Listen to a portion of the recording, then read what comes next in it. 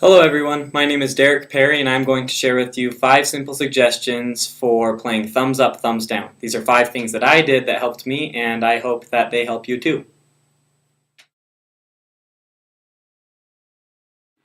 So, suggestion number 1 is to begin with an open mind. And by that I mean, before you even start reading these short stories, don't decide what it is exactly that you're looking for. I think an important part of this assignment is to be exposed to short stories and literature that you otherwise wouldn't read. And I think that if you begin with a closed mind, you limit yourself to the same type of flavors of short stories that you have already read and that you already know about. But if you begin with an open mind, chances are that you'll find something that you really like and an author that you can really be passionate about.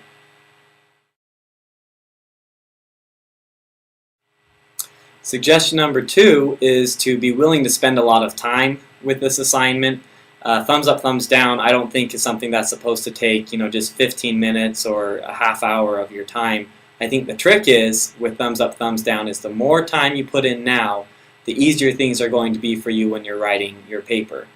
I mean, who knows, maybe in your first 10 minutes you'll find an author that you know you will love, but keep looking, keep playing thumbs up, thumbs down. It will only strengthen your conviction that that is the author that you want to choose. So be willing to spend a lot of time. I think I spent maybe 3 hours, 4 hours playing thumbs up, thumbs down before I found the author that I wanted to choose.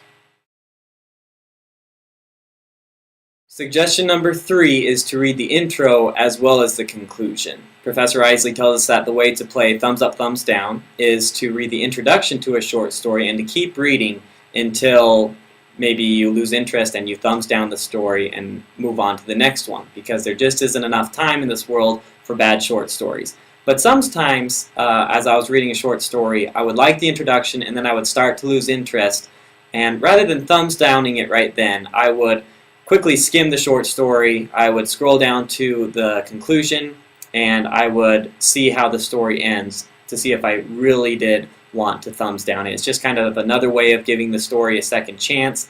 This is probably just my own opinion. What's important is that you find what works for you, but I found it helpful to read the introduction, and if I started to lose interest, then I would skim the rest of the short story and read the conclusion rather than just completely throwing it out immediately.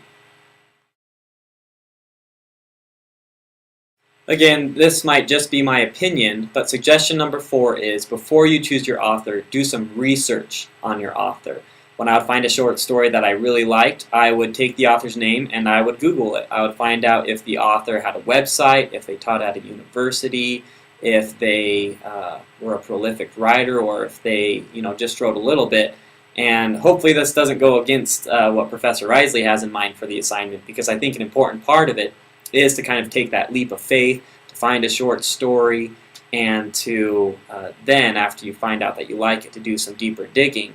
But I found it was really helpful just at least to Google the author's name and to learn a little bit more about them, because the truth of the matter is in thumbs up, thumbs down, you're not searching just to find a story that you like, you're searching to find an author that you like. It's the author that's important, because it's the author that you'll be writing a paper on.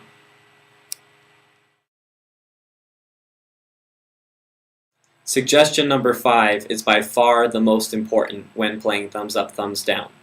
Be passionate about the author that you choose.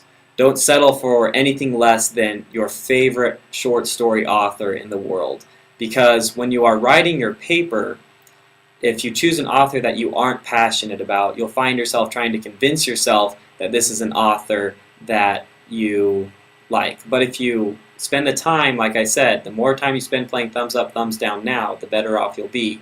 If you find an author that you are incredibly passionate about, that you really want your friends and your family to read, you'll find that writing the paper will be a pleasure, and you'll have so much that you want to write about that the allotted amount might not be enough for you. So that's my suggestion. Find an author that you are passionate about.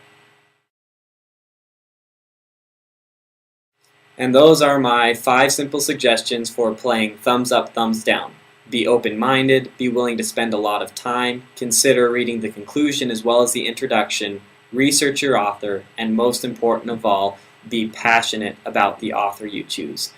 This is an assignment where you'll get out of it as much as you put into it, and I promise that the more time you spend playing thumbs up, thumbs down, the more you really want to find an author that you're passionate about and you don't settle for anything less. This will be an assignment that you'll really enjoy and will pay dividends to you in the future.